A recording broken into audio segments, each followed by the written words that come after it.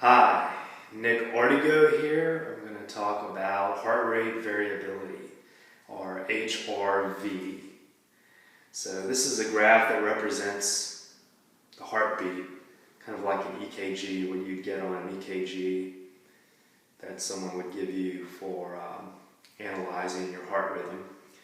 Each peak, each little point, each little peak represents the maximum electrical activity in the heart. That's when the left ventricle, the part that pumps blood to the entire body, that's when that part is contracting. That's the electrical activity associated with that.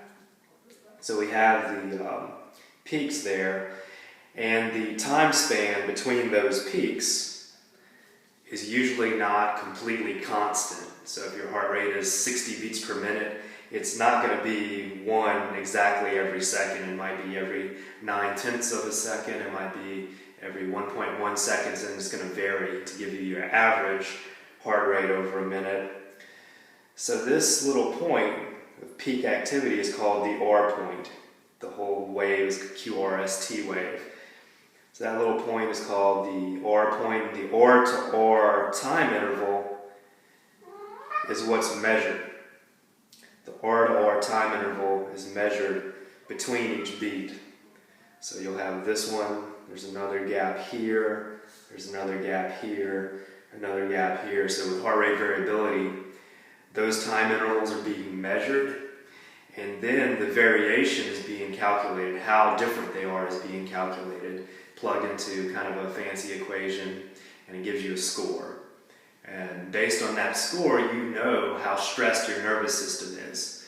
The nervous system, the central nervous system, will activate the heart if it's stressed. If the sympathetic nervous system is active, the stress response part, the fight or flight response is going on. The sympathetic nervous system will cause low heart rate variability so that there won't be much difference between the intervals between heart rates.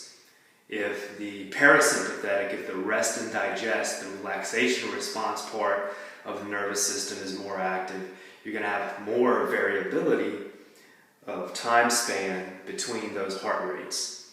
And that's how heart rate variability measures the activity of your central nervous system to give you a gauge of whether you're stressed or not stressed.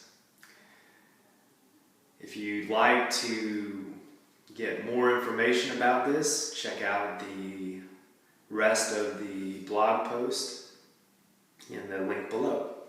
Thank you.